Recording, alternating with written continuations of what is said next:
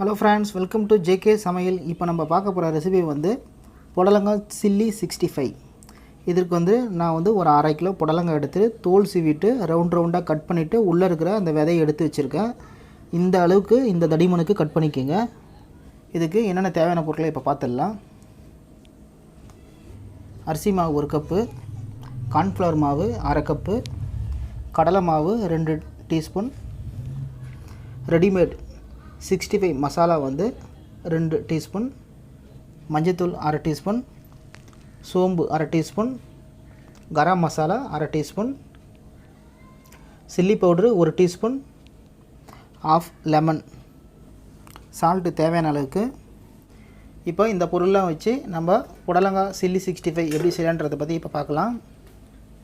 இப்போ இது எல்லாத்தையும் போட்டு மிக்ஸ் பண்ணுறதுக்கு ஒரு அகலமான பாத்திரம் ஒன்று எடுத்துக்கோங்க. அதில் முதல்ல கட் பண்ணி வச்சுருக்க இந்த புடலங்காவை சேர்த்துருங்க.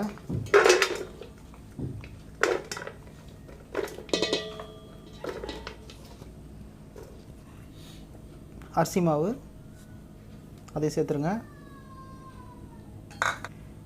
கார்ன்ஃப்ளவர் மாவு,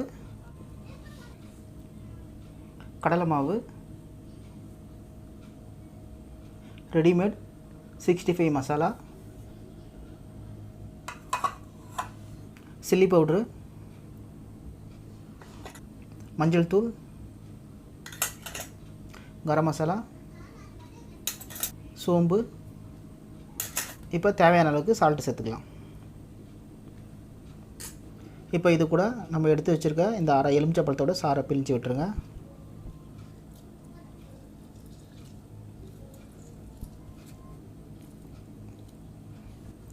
இப்போ இது என்ன பண்ணுங்கள், நல்லா மிக்ஸ் பண்ணி பிசைஞ்சு எடுத்துருங்க. நம்ம போட்டிருக்க மசாலா வந்து எல்லாம் வந்து இந்த புடலங்கெல்லாம் நல்லா கோட் ஆகணும். அந்தளவுக்கு நல்லா மிக்ஸ் பண்ணிவிடுங்க. தண்ணி முதல்ல எதுவும் சேர்க்க தேவையில்ல. தண்ணி சேர்க்காமே முதல்ல மிக்ஸ் பண்ணிவிடுங்க.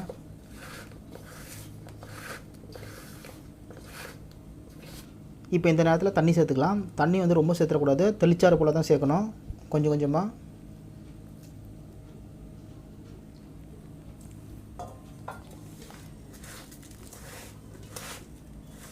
தெளிச்சா மாதிரி தண்ணி சேர்த்துட்டு திரும்ப பிசைஞ்சு எடுங்க.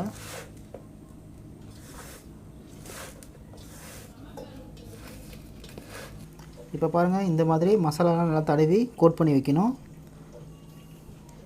இப்போ இதை நம்ம ஆயிலில் போட்டு பொரிச்சு எடுக்கலாம். இப்போ புடலங்காய் சில்லி 65 செய்கிறதுக்கு கடாயில் எண்ணெய் ஊற்றி நல்லா ஹீட் பண்ணி வச்சுருக்கேன். இப்போது ஒன்று ஒன்றா எடுத்து இதில் போடலாம்.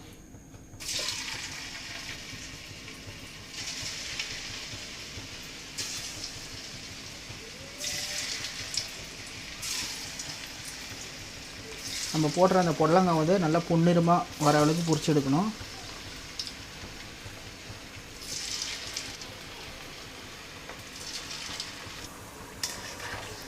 பாருங்கள், ஆயிலில் நல்லா பிரயாண பிறகு அந்த எண்ணெய் சலசலப்பு நல்லா அடங்கிச்சு பாருங்கள்.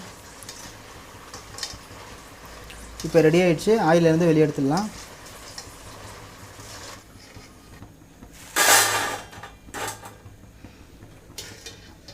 இப்போ இந்த ஆயிலே கொஞ்சம் கருவேப்பிலையும் பொரிச்சு போட்டுடலாம்.